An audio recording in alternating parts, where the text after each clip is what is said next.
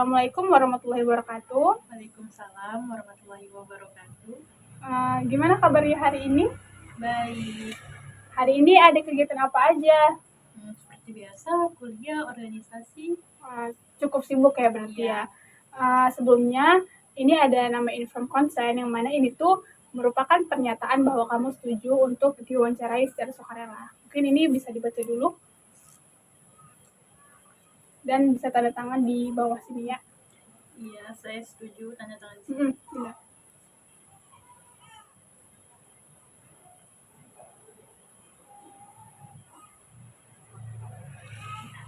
Oke, makasih. Jadi sebelumnya kamu nggak perlu tegang atau kaku, jadi santai aja, relax aja, karena semua yang kamu katakan di sini akan dijaga kerahasiaannya dan nggak akan disebar kemana-mana. Jadi kayak apapun yang mau dikatakan, sampaikan aja dengan legowo ya. Oke, jadi sebelumnya siapa? Endang ya? Iya, benar. Sebelumnya kamu pernah ngerasain takut untuk mencoba suatu hal nggak sih? Iya, pernah. Belakangan ini sih. Oh, berarti baru-baru aja. Boleh diceritakan itu gimana sih perasaan yang kamu rasain waktu itu? Kayak rasa takut, kayak saya memang belum mencoba, tapi kayak udah berpikiran dalam overthinking, aku bakal gagal ke depannya, jadi buat apa aku coba, lebih kayak gitu sih. Tapi ada rasa kayak kalau aku nggak coba juga, aku bakal maju kapan majunya. Jadi kayak ada di posisi bingung nih antara di tengah-tengah, kayak maju takut, mundur juga takut. Jadi kayak konflik batin ya, maju atau mundur nih. Nah, ketika kamu ada di situasi tersebut, ketika kamu memikirkan kemungkinan gagal di masa depan gitu, nah itu apa aja sih pikiran-pikiran yang muncul, kayak misalnya takut mengecewakan orang lain, atau misalnya takut gak jadi yang terbaik, atau yang gimana? Ya, dua-duanya juga benar, kayak karena mungkin didukung juga sama faktor-faktor orang-orang yang ada di sekitar saya yang selalu yang mendukung banget nih atas progres saya. Nah, saya takut ketika mereka udah mendukung lebih, tapi saya nggak bisa mencapai apa yang seperti mereka mau. Jadi kayak takut mengecewakan hasil dan takut juga nggak menjadi yang terbaik. Walaupun orang-orang bilang kalau kamu udah jadi yang terbaik, tapi belum bisa ngerasa di posisi aku udah yang terbaik dulu. Kira-kira kalau rating 1 sampai 10, seberapa sering kamu memikirkan tentang kegagalan itu? 7. Itu biasanya hal-hal kayak gitu tuh, kayak overthinking hal-hal negatif gitu, biasanya kamu pikirinnya tuh saat-saat kapan? Waktu melamun atau waktu malam gitu? Waktu malam sih, ketika udah ngajak kegiatan lagi, kayak malam tuh udah mulai muncul. Di waktu mau tidur Iya. gitu ya. Oke. Nah, biasanya ketika kamu memikirkan hal-hal kayak gitu, yang kayak tadi kamu katakan takut gagal atau lain sebagainya, gimana sih respon kamu terhadap pikiran tersebut? Kayak lagi berusaha kayak menepi semua itu, kayak apa sih, kan belum dicoba, kenapa udah berpikiran yang kayak gitu. Lagi kayak ya udah mengafirmasi positif pada diri sendiri. Coba meyakinkan kalau saya aku bisa kok gitu kan. Oke, good. Nah, ketika kamu memikirkan pikiran-pikiran negatif itu, kamu merasa kesulitan nggak sih untuk menghilangkan pikiran negatif tersebut dari diri kamu? Kesulitan sih enggak, cuman ada dibilang sulit, cuman masih bisa dinetralkan. Benar-benar. Mungkin karena faktor lingkungan juga ya, lingkungan yang mendukung. Nah, seberapa besar sih pengaruh lingkungan untuk diri kamu, menurut kamu sendiri? Kalau untuk aku pengaruhnya besar, tapi kayak besar banget kalau di rating 100 lah ya kan. Cuman karena kayak ngedukung orang-orang di sekitar aku tuh, kayak aku memaksakan diri juga, kayak aku tuh harus bisa loh untuk bisa dapatkan hasil yang ini. Jadi kayak aku bisa dibilang jatuhnya aku mencintai diri aku sendiri. Aku selalu berusaha untuk menjadi orang lain biar orang lain itu suka. Nah, berbicara tentang love yourself gitu kan, sebenarnya kamu cukup kenal nggak sama diri sendiri? Kayak misalnya kamu tahu nggak sih misalnya diri kamu sebenarnya tuh berpotensi, ataukah kamu sebenarnya tahu keahlian diri kamu tuh mampu, tapi kamu kayak takut coba gitu? Saya tahu dengan kemampuan, saya kenal dengan diri saya, cuman karena belakangan ini saya banyak kegagalan, jadi saya tuh untuk mencintai diri sendiri itu kurang, karena kayak saya merasa saya dikhianatin sama diri saya sendiri kayak gitu. Hmm. Nah, ketika kamu menghadapi tantangan-tantangan tersebut, tantangan itu dari pikiran maupun dari eksternal orang lain, itu biasanya kamu menggambarkan diri kamu itu sebagai orang yang gimana? Orang yang ceria, Hmm. bahagia, kayak terlihat baik-baik aja tapi sebenarnya tidak baik-baik saja kayak gitu. Hmm. Tapi berbicara tentang memendam perasaan ya berarti ya. Berarti kamu sejauh ini lebih sering memilih memendam segalanya daripada untuk sharing ke orang lain. Ya benar. Namun untuk beberapa orang yang kamu percaya, kamu punya? No. Oh, berarti kamu kayak masih belum bisa percaya siapapun. Yes. Mungkin ada pengalaman di masa lalu yang buat kamu gak percaya sama orang? Ya benar. Boleh ceritakan detailnya? Boleh. Saya dulu sebelum masuk kuliah itu, setelah masuk kuliah semester 1-2 itu lagi memang mengalami gejolak-gejolak yang memang ngebuat diri saya itu drop dan down, sampai saya kayak ya aku nggak mau lanjutin kuliah aku. Sampai akhirnya kayak aku udah berjuang sejauh ini, masa aku harus meninggalkan kuliah aku. Jadi kayak lagi aku menormalkan pikiran aku sendiri pada saat itu, sampai akhirnya aku ngeberanikan diri cerita sama teman aku yang memang aku anggap dekat pada waktu itu. Jadi suatu saat itu tiba-tiba aku dipanggil sama ketua himpunan aku. Tiba-tiba aku disidang karena waktu itu aku kayak ada bantuan gitu kan, dari aku bermasalah sama wakil dekan 3, aku bermasalah sama dosen mata kuliah aku. Jadi kayak anak himpunan itu tuh mereka nggak tahu ceritanya, dan aku cerita itu sama teman aku masalah yang telah aku terjadi. Mungkin karena dari satu mulut ke mulut yang lain itu ada bumbu-bumbu di dalamnya, jadi disampaikan itu berbeda, sampailah aku disidang sama himpunan aku sendiri. Sampai di situ aku ceritakan bahwa yang sebenarnya yang nggak terjadi itu nggak kayak gitu, sampai aku nanya siapa yang ngasih tahu ini semua, sampai aku orangnya memang masih menutup-nutupin, sampai akhirnya aku tahu sendiri bahwasanya teman aku yang aku cerita itu membongkar semuanya. Jadi dari himpunan tahu sampai seluruh angkatan itu jadi tahu semua. Jadi situ kayak memang benar-benar trauma dan sulit percaya lagi sama orang lain. Rasa kayak kita udah percaya tapi dirusak gitu ya, kayak misalnya gelas kaca yang udah retak nggak bisa diperbaiki lagi. Oke, kemudian ketika kamu sudah kan kamu sudah tahu nih kemampuan kamu, saya aku percaya aku bisa, tapi misalnya kamu dihadapkan sama satu peluang, ditawarin misalnya ayo Endang ikut lomba atau ayo Endang jadi ketua panitia, biasanya kamu gimana sih menghadapi tawaran-tawaran atau peluang-peluang tersebut? Nah, ketika aku dihadapi nih sama kayak ada seseorang yang ngasih peluang, aku bakal ngambil peluang itu. Tapi jika aku tidak ditawarin, aku tidak akan membuka peluang untuk diri aku sendiri. Jadi ketika aku diberikan peluang, aku ditawarin, aku bakal langsung mengambil peluang itu. Berarti kayak harus ada yang gerakin dulu gitu ya. Kalau dibilang butuh validasi, aku gila validasi. Ya, aku sekarang gila validasi untuk aku bisa bangkit. Nah, sebenarnya validasi itu nggak selalu konotasi yang buruk ya, karena validasi itu bisa berupa support, bisa berupa dorongan semangat dan sebagainya gitu. Nah, ketika berbicara tentang takut akan gagal gitu, pasti kan ada kecemasan nih yang membumbui pikiran itu gitu kan. Nah, ketika kamu menghadapi, kita katakanlah misalnya ujian atau presentasi, itu kan hal-hal yang mungkin buat kita nervous gitu ya. Seberapa cemas sih kamu memikirkan saya besok presentasi? Kayaknya cemas banget, atau bisa ujian kayaknya cemas banget kayak gitu. Kalau untuk presentasi dan tugas-tugas kuliah, saya nggak pernah sih mencemaskan hal itu. Kayak lagi-lagi aku yakin aku bisa. Aku yakin kayak yaudah, kalau aku pikirkan ya udah besok bakal tetap terjadi, dan nggak mungkin nggak bakal terjadi kayak gitu. Kecuali kalau kayak aku lagi dalam suatu lomba, mengikuti suatu ajang, nah di situ yang aku kayak saya tuh ngerasa aku bisa nggak ya, aku nggak bisa nggak ya. Tapi kalau dalam dunia pendidikan, dunia perkuliahan, aku nggak pernah meragukan diri aku.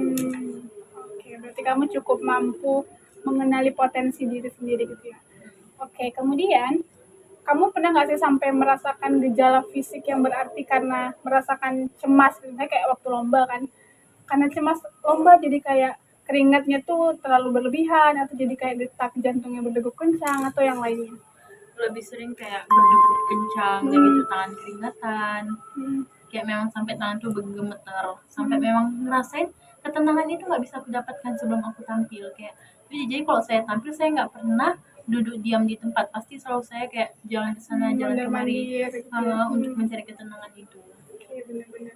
Karena sebenarnya dengan kita menggerakkan tubuh tuh bisa menjadi lebih relaksasi kayak gitu. Oke, biasanya ketika kamu cemas, kamu gimana cara menghadapinya? Apakah kamu juga memendam itu sendirian atau kamu mencari bantuan orang lain, entah misalnya nelfon teman atau misalnya nelfon keluarga dan lain sebagainya? Kayak lebih menghibur diri sendiri sih. Kayak misalnya saya jalan ke suatu tempat yang mau saya kunjungi, jadi kayak memang benar-benar apa ya, dari semenjak dewasa ini dan semenjak kuliah ini saya nggak pernah melibatkan orang lain untuk kecemasan diri saya. Jadi seberantakannya saya, sehancurnya saya, cukup saya aja yang tahu, orang lain jangan. Biar orang lain tahu bahagianya aku aja. Oke, sebenarnya itu boleh-boleh aja karena mungkin itu cara kamu untuk menghadapi masalah gitu. Tapi itu yang akan menjadi masalah ketika berlebihan kapasitasnya. Ketika kamu tahu kapasitas diri kamu udah nggak bisa lagi untuk menahan semuanya sendirian, tapi kamu tetap nggak mau ask for help dari orang lain gitu. Jadi ketika suatu waktu kamu butuh pertolongan atau kamu merasa udah overwhelmed sama semuanya, it's okay to ask for help. Nah itu dari teman teman dekat atau mungkin dari fasil kita atau yang lain sebagainya. Jadi nggak boleh terlalu keras juga ke diri sendiri gitu. Oke, nah ketika kamu masih berbicara tentang kecemasan, kayak tadi kamu katakan kan kamu biasanya cemas ketika mau lomba gitu. Nah selain ketika lomba, ada nggak sih situasi-situasi tertentu yang mungkin membuat kecemasan kamu tuh meningkat gitu? Lebih kayak ke suatu masalah yang memang nggak bisa saya atasi, kayak masalah tentang mengenai keluarga, itu aja sih kayak yang buat saya cemas. Lebihnya saya masih bisa menormalkan dan menetralkan. Karena kalau udah berbicara tentang keluarga itu memang hal yang sangat apa ya, sangat menyakitkan gitu ya, karena rumah pertama tapi di situ yang hancurnya gitu. Okay, I feel you. Nah, ketika kamu mengalami kecemasan tadi, pernah nggak kamu mengalami kayak sampai yang serangan panik gitu, kayak jadi panik attack lah jatuhnya? Pernah nggak sampai ada di titik itu? Pernah sih, pernah, kalau juga pernah sampai saya memang ada di posisi yang ngedrop dan down kali, sampai waktu itu saya didiagnosa kena GERD anxiety. Itu memang kayak buat saya terkejut, kok bisa aku se keadaannya sampai seburuk itu gitu. Kayak saya kehilangan jati diri saya sendiri, saya kehilangan diri saya yang dulu yang kayak bahagia, sekarang kayak lebih murung, dengar kabar sedikit langsung badan gemetar. Jadi kayak sebenarnya malu, kayak lagi duduk bareng sama teman tapi dapat suatu kabar dari keluarga kayak yang memang apa ya, memang ngebuat saya panik. Jadi kayak di situ sih kayak saya sulit menangani itu. Jadi kayak sebisa mungkin tolong jangan kasih kabar buruk ke aku yang bisa ngebuat aku tuh sampai apa ya, ngedrop kayak gitu. Tapi sebenarnya kamu nggak perlu malu, apalagi kalau misalnya berbicara tentang mental health yang mungkin ya memang di Indonesia orang-orang belum terlalu terbuka ya sama kesehatan mental. Tapi sebenarnya orang yang sakit mental tuh bukan berarti dia itu lemah. Itu nggak, bukan berarti mereka itu lemah atau mereka kurang imun dan yang lain sebagainya. Sebagaimana kita sakit fisik, sakit mental juga sama halnya, perlu diobati segera. Gitu. Oke, kemudian ketika kamu merasa nggak nyaman, misalnya kamu udah coba, terus kamu gagal, kamu kan pasti ada yang ngerasa kayak nggak nyaman gitu kan. Biasanya itu apa sih yang kamu rasain ketika kamu udah mencoba sesuatu tapi ternyata gagal gitu? Ya awal-awal kayak 1 hari saya kecewa, 2 hari kayak saya maaf, dimana aku kayak apa ya, menelusuri lagi yang kurangnya apa, jadi diriku tuh apa, kayak paling kayak sedih kecewanya cuma di 1 hari doang, selebihnya itu kayak udah normal. Tapi pernah ngerasa nyesel nggak sih, misalnya kayak bisa gagal jadi mikir ngapain sih kemarin tuh nyoba kalau akhirnya gagal, pernah mikir gitu nggak sih? Nggak pernah sih, karena kayak kalau nggak ada gagal nggak akan ada kemenangan kan Iya depannya. benar. Jadi kamu bisa ngambil pelajaran gitu, instead of menyalahkan keadaan, kamu lebih bisa berpikir positif gitu. Oke. Nah, seberapa sering kamu merasa tertekan atau sedih ketika memikirkan kemungkinan-kemungkinan gagal? Kalau di rating 9/10 sih, kayak memang kayak menekan diri kayak apa ya, jadi kalau mau nyoba sesuatu tuh nggak pernah lagi sih mikir kayak aku takut gagal, karena itu bakal menjadi bumerang buat aku sendiri kayak gitu, dan ngebuat aku nggak bakal bisa tampil dengan maksimal. Karena udah dihantui pikiran-pikiran Iya. negatif gitu ya. Oke. Nah, ketika kamu memikirkan hal-hal yang membuat kamu tidak nyaman atas kegagalan itu, biasanya kamu menerapkan strategi apa untuk menghadapi itu? Kayak lebih ke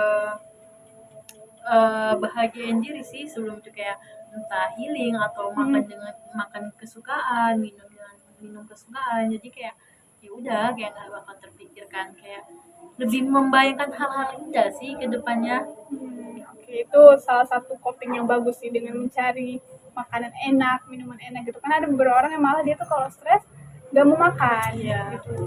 Oke, kemudian ketika kamu menghadapi situasi yang misalnya kamu takut gagal, terus kamu memilih untuk menghindari situasi itu karena kamu takut gagal. Biasanya kamu merasakan penyesalan nggak setelah itu? Ya, merasakan penyesalan karena kayak kenapa sih nggak coba dulu, kenapa udah berpikiran kayak gitu. Kalau kita coba kan kita tahu di mana letak kesalahan kita, jadi kayak pernah ada di posisi itu, kayak lagi dan lagi memang itu kesalahan terbesar sih menurut saya. Tapi kamu seberapa sering kamu menghindari suatu situasi karena takut gagal? Sering atau jarang? Jarang. Jarang. Tapi kamu lebih milih ya udah hadapin aja. Iya. Jadi kita lanjut ya. Nah, tadi kan kita udah berbicara tentang kecemasan, tentang ketidaknyamanan emosional, gitu kan. Nah, ketika kamu menghadapi perasaan-perasaan yang membuat kamu tidak nyaman, bagaimana sih strategi yang kamu lakukan untuk menghadapi perasaan-perasaan yang membuat kamu tidak nyaman tersebut? Healing. Healing itu gimana tuh? Bisa digambarkan? Kayak menghabiskan waktu sendiri ke tempat yang saya suka, ke pantai, atau kayak makan di tempat yang enak kayak gitu. Biasanya kamu lebih suka pergi sendirian atau bareng teman-teman gitu? Sendiri. Jadi kayak lebih mengambil waktu untuk me time gitu Ya, benar. Oke. Nah, ketika kamu menghadapi situasi yang sulit, kamu cenderung lebih menghindarinya atau kamu kayak ya udah lakuin aja gitu?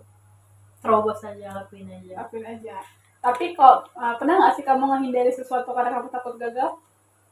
No. Nggak pernah. Sejauh ini belum pernah ya? Ya, bagus. Berarti kamu memiliki cukup keberanian untuk mencoba gitu ya. Oke. Nah, berbicara tentang penghindaran atau yang kita sebut avoidance gitu kan. Apakah kamu pernah menghindari situasi? Oh, ini tadi udah. Oke. Gimana kamu memutuskan? Ini kayaknya udah nih, Kak. Udah, aku ingat pertanyaan. Pokoknya dia tinggal 2 lembar terakhir lagi. Oh, gini. Biasanya ketika kamu menghadapi tugas-tugas yang cukup berisiko atau tugas-tugas berat lah kita bilang. Nah, gimana sih gimana kamu menghadapi tugas-tugas tersebut atau gimana tindakan yang kamu ambil untuk menghadapi tugas-tugas yang menurut kamu berat tersebut? Tindakan yang aku ambil yang saya mungkin kayak ya udah jalanin aja pelan-pelan, dicicil, kayak lakuin aja sebisa kamu, jangan memaksakan yang diri kamu itu nggak bisa, jangan terlalu over, kayak memang kalau kemampuan kamu cuma sampai di situ ya udah. Tapi pernah nggak sih kamu ngerasa tertekan kayak misalnya kenapa ya orang lain bisa lebih bagus atau misalnya kenapa orang lain bisa menang terus kayak gitu?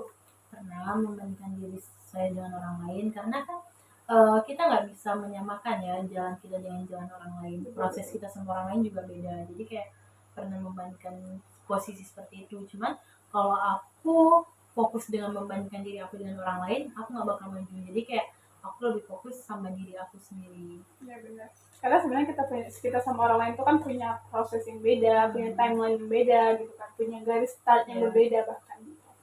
Oke. Nah, apakah kamu pernah menyesali sesuatu yang ketika ada peluang itu datang tapi nggak kamu ambil? Pernah nggak kamu menyesali tidak mengambil peluang tersebut? Pernah. Contohnya tuh kapan tuh? Baru-baru aja atau udah Iya, lama? baru-baru aja. Bisa diceritakan detailnya? Mulai mungkin kayak lebih ke akademik ya. Hmm. Saya pernah waktu itu ikut MSCB, saya udah di tahap wawancara, tapi karena ketakutan saya yang masih belum bisa memutuskan satu jalan, jadi kayak saya daripada mengambil keraguan itu, lebih baik tidak usah saya ambil sama sekali. Tapi akhirnya saya menyesali dengan keputusan saya itu sendiri, tapi penyesalan kan nggak bisa membuat itu akan kembali seperti semula. Berarti kamu udah sampai di tahap udah nyoba nih Iya. di tengah jalan habis itu berhenti gitu ya. Oke, mungkin ada hal lain yang lebih baik untuk kamu gitu. Nah, oke, kemudian berbicara tentang perfeksionis. Apakah kamu memandang diri kamu sebagai orang yang perfeksionis? Bisa dibilang Berarti kamu kalau ketika mengerjakan sesuatu tuh harus ya benar-benar harus sempurna ya, gitu. ada Uh, profesional. itu bisa diceritain nggak? Itu cuman berlaku untuk tugas akademik ataukah di kehidupan sehari-hari, tak kayak misalnya waktu nyusun buku atau misalnya waktu nulis? Lebih ke akademik sih, lebih fokus ke akademik. Akademik itu memang harus yang perfect gitu Iya. ya. Oke. Nah, seberapa penting sih bagi kamu untuk mencapai kesempurnaan dalam apapun? Seberapa penting? Mungkin 90, karena kalau kita berangkat dengan 100% untuk mencapai sempurna, itu nggak akan pernah bisa. Mau sempurna apapun kita dalam menjalankan tugas, melaksanakan apapun itu, pasti selalu ada titik kekurangan itu. Tapi kamu pernah nggak sih ngerasa lelah gitu?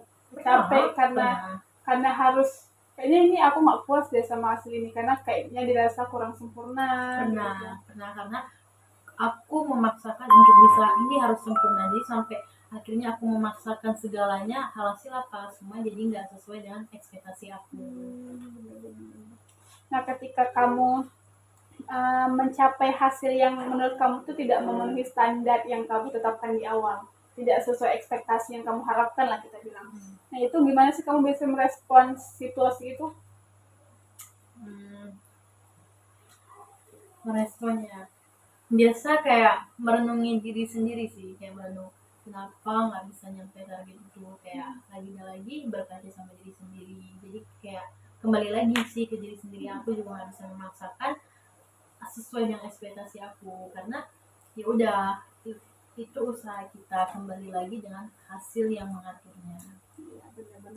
Nah, ketika kamu ada di tahap kayak mau ingin mencapai kesempurnaan gitu kan kayak lo tadi dibilang lelah gitu kan, capek, pernah nggak sih sampai ngerasa frustasi karena kamu tuh ngerasa nggak bisa capai hasil yang kamu anggap sempurna itu? Pernah. Itu bisa diceritakan tuh kapan atau gimana situasinya?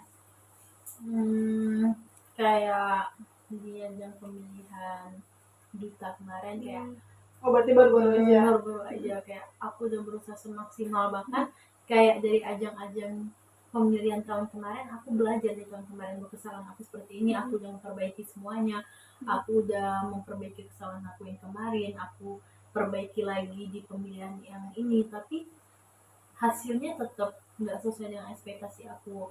Aku yang dulu aku nggak pernah mengafirmasi positif pada diri aku, sekarang aku sering mengafirmasi positif diri aku, tapi semua itu tetap belum mencapai hasil yang aku inginkan, belum mencapai ekspektasi yang saya inginkan. Dan itu membuat kamu cukup frustasi ya. Apa sih sebenarnya yang salah sama diri aku ini, apa kayak gitu. Bertanya-bertanya lagi sama diri sendiri, apa sebenarnya yang kurang. Jadi kamu kayak apa ya, menyalahkan diri sendiri padahal kamu tahu kamu udah berusaha seoptimal mungkinnya kamu bisa gitu. Nah, berbicara masih tentang perfeksionis tadi, gimana sih sikap perfeksionis ini dapat mempengaruhi kamu dalam menyelesaikan tugas-tugas atau menyelesaikan masalah dalam kehidupan sehari-hari? Bisa kalau saya untuk membuat tugas itu kan harus memang benar-benar sempurna tuh. Dari jauh-jauh hari itu saya udah menyusun schedule di minggu ini, di hari ini saya harus buat materi yang mana. Jadi kayak walaupun udah siap saya ulang lagi, saya teliti ulang, saya perbaiki lagi yang masih kurang. Nah kalau untuk menghadapi permasalahan-permasalahan, saya melihat kalau saya menyelesaikan masalah seperti ini nanti di jangka panjangnya apa yang akan terjadi. Jadi saya melihat di kedepannya juga untuk mengambil solusi tadi. Kalau saya ambil solusi ini, kedepannya kira-kira apa ya yang terjadi. Kalau aku ngambil ini apa yang terjadi. Jadi memang benar-benar saya pikirkan hal buruknya. Jadi kayak lebih ke mempertimbangkan Iya. dampak jangka panjangnya gitu. Oke, nah pernah nggak kamu ada di tahap tertekan gitu karena kamu menetapkan standar yang terlalu tinggi untuk diri kamu sendiri gitu. Jadi kayak misalnya kamu terlalu menetapkan standar yang terlalu tinggi untuk kamu capai. Jadi kayak tapi bukan ke orang lain ya, ke diri sendiri. Pernah nggak gitu? Nah, Itu gimana tuh? Bisa diceritain? ya kayak tadi, kayak aku pengen kayak dia, kayaknya aku harus standar aku harus bisa lebih tinggi dari dia. Dia aja bisa, kenapa aku nggak bisa? Ternyata aku nggak berkaca sama diri aku sendiri, aku nggak apa yang nggak melihat diri aku sendiri, padahal aku juga punya keunikan yang nggak dia punya kayak gitu. Dan kadang apa yang kita lihat di orang lain tuh mungkin nggak semuanya kita Iya. lihat gitu. Kayak misalnya kita lihat di IG, wah mereka jalan-jalan terus, tapi kita nggak tahu behind story-nya itu apa gitu. Mungkin mereka struggle-nya di mana, masalahnya di mana tuh nggak kelihatan. Gitu. Jadi sebenarnya apa ya, saingan kita tuh bukan orang lain, tapi diri adalah sendiri. diri kita dari yang kemarin, dari diri kita yang sebelum-sebelumnya gitu. Oke, nah sekarang kita akan membahas tentang hubungan interpersonal dengan orang lain. Seberapa besar sih pengaruh pendapat orang lain terhadap keputusan yang kamu buat biasanya? Seberapa besar? 40? 40. Jadi menurut kamu pendapat orang lain itu cukup mempengaruhi atau enggak sama sekali dalam hal pengambilan keputusan? Dibilang cukup cukup, tapi nggak terlalu mempengaruhi juga. Bisa diceritakan nggak ketika kamu harus mengambil keputusan, gimana sikap yang kamu ambil? Apakah kamu menanyakan ke teman-teman? Apakah kamu bertanya ke orang yang kamu percaya, kayak itu mentor atau yang lainnya? Atau kamu kayak ya udah aku ambil keputusan ini sesuai kemauan aku aja gitu? Pernah nanya juga ke teman kayak eh, kira-kira kok ada masalah ini jalan apa yang kau ambil. Nah rata-rata dari mereka itu mereka hanya memikirkan jangka pendeknya, untuk ketika nggak memikirkan jangka panjangnya ketika itu hal terjadi. Jadi saya lebih sering kayak mengambil keputusan sesuai dengan kata hati. Apa yang kamu yakini itu Ya. benar gitu ya. Nah, apakah kamu pernah atau sering bahkan merasa khawatir terkait apa yang orang-orang lain pikirkan terhadap diri kamu? Sering. Contohnya itu gimana? Kayak apa gimana ya, kok selesai menjalani kegiatan kan kayak ada suatu hal mengganjal yang kayak seharusnya nggak saya lakukan. Jadi saya langsung berpikir, tadi aku ngelakuin itu pasti pikiran dia kayak gini tentang aku, kayak gini tentang aku. Jadi kayak pikiran yang kayak gitu itu yang ngebuat aku stres sendiri, yang membuat saya stres sendiri. Jadi kayak ya udahlah, kita juga nggak bisa memaksakan orang lain berpikiran baik sama diri kita kan. Ya, kadang tapi kadang juga nggak semua pikiran buruk kita itu benar. Kadang kita mikir, kayaknya si A mikir buruk kayak gini dia tentang aku. Sebenarnya belum tentu si A itu mikir buruk kayak gitu. Cuma tuh karena stimulus negatif dari diri kita aja gitu. Nah, apakah ketika kamu dikritik atau kamu ada di situasi di mana orang-orang tuh nggak setuju sama pendapat kamu, itu gimana sih sikap kamu menghadapinya? Kembali lagi dia mengkritiknya di depan orang ramai atau kayak face to face. Mungkin kalau secara face to face saya bakal mempertimbangkan kritikan mereka, tapi ketika mereka mengkritik di depan ramai orang, oke, saya nggak akan mengambil kritikan kamu dan nggak akan saya pertimbangkan sama sekali. Jadi kamu kayak sebenarnya kamu terima dikritik, tapi gimana caranya? Iya, gimana cara orang itu. Oke, nah tadi kita udah berbicara tentang apakah kamu menerima kritik atau enggak gitu kan. Nah, ketika kamu dikritik atau misalnya ada pendapat orang lain nih yang kamu dengar, apakah pendapat orang lain tersebut itu mengubah cara kamu bertindak atau berpikir sejauh ini? Sejauh ini pernah, tapi nggak sering. Nggak sering, contohnya itu gimana? Ya misalnya mereka no kelakuanmu kayaknya harus diubah deh, yang harus seperti ini, coba kalau seperti ini pasti lebih baik, lebih enakan. Jadi kayak mulai dari tutur kata dan kayak gaya itu pelan-pelan juga saya ubah. Dulu tutur kata saya juga masih dibilang kayak yang berantakan banget. Jadi dari kritikan itu saya belajar gimana saya menyusun tata bahasa yang baik agar orang lain itu nggak tersinggung. Benar-benar. Karena kritikan itu nggak selalu negatif ya. Kadang itu dia memang kritik untuk membangun gitu.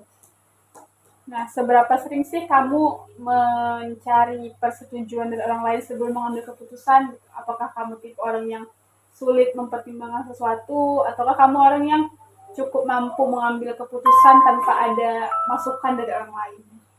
Cukup mampu mengambil keputusan. Jadi kamu biasanya nggak selalu nanya-nanya dulu kayak, ini benar nggak ya, atau ini harus gimana ya? Enggak, karena kan yang tahu masalah itu, yang ngejalanin masalah itu kita. Jadi kayak sejauh itu ya jawaban yang terbaik itu ya pada diri kita sendiri, karena yang lalu itu kita, bukan orang lain. Iya, benar. Jadi sejauh ini, sejauh kamu mengenal diri kamu sendiri, kamu menganggap diri kamu tuh sebagai kepribadian yang gimana? Dalam menghadapi masalah, dalam menghadapi tantangan, kamu memandang diri kamu tuh sebagai kepribadian yang gimana? Keras kepala dan suka mencoba hal baru. Keras kepala dan suka mencoba hal baru. Hal yang menyenangkan. Sebenarnya keras kepala itu nggak selalu buruk ya. Jatuhnya itu buruk ketika di tempat yang salah. Tapi ini keras kepala yang gimana dulu gitu kan. Jadi yang mau disampaikan adalah ketika tadi kan kita bahas tentang kegagalan, tentang takut mencoba dan lain sebagainya. Sebenarnya nggak ada kata gagal selagi kita mencoba gitu. Mungkin ya kita nggak menang, atau mungkin memang belum waktunya untuk mencapai posisi paling atas gitu. Tapi sebenarnya itu bukan 100% gagal, ya kan? Jadi kayak sebenarnya tuh yang the real failure itu atau kegagalan yang sesungguhnya itu ketika kita tuh memang nggak coba sama sekali. Kita nggak nggak ada dapet apa. Kalau kita lagi ngasih quotes. Jadi yang tadi saya katakan adalah ketika kita sudah mencoba tapi kita mungkin belum dapat hasil maksimal, itu bukan gagal sepenuhnya. Nggak dikatakan gagal dan nggak harus menyesali itu. Mungkin itu kita bisa ambil pelajaran, pengalaman yang mungkin nggak bisa kita dapat tapi kalau kita nggak coba gitu. Jadi kalau kamu rasa kamu belum cukup berani untuk mencoba sesuatu, mungkin ya lebih dimatangkan lagi persiapannya, tapi jangan mundur gitu. Oke, jadi kayak saya sebagai orang yang mengenal kamu, saya melihat potensi di kamu tuh, kamu memang punya potensi yang mumpuni, keahlian yang mumpuni, cuman mungkin kadang stabilitas emosionalnya yang lebih dijaga. Kadang kamu kan kayak ngerasa down atau ngerasa kayak dunia nggak mendukung untuk maju gitu. It's okay, mungkin kadang boleh take time untuk istirahat sejenak, tapi jangan sampai mundur gitu. Sekali jalan di tempat dan itu nggak apa-apa, tapi jangan sampai mundur ke jauhan gitu. Oke, jadi Saudari Endang, terima kasih banyak atas waktunya. Semoga hari-hari kamu menyenangkan. Oke, amin. Jadi jangan takut, ini nggak akan disebar kemana-mana. Jadi kita akhiri sesi kali ini. Saya tutup dengan wassalamualaikum warahmatullahi wabarakatuh.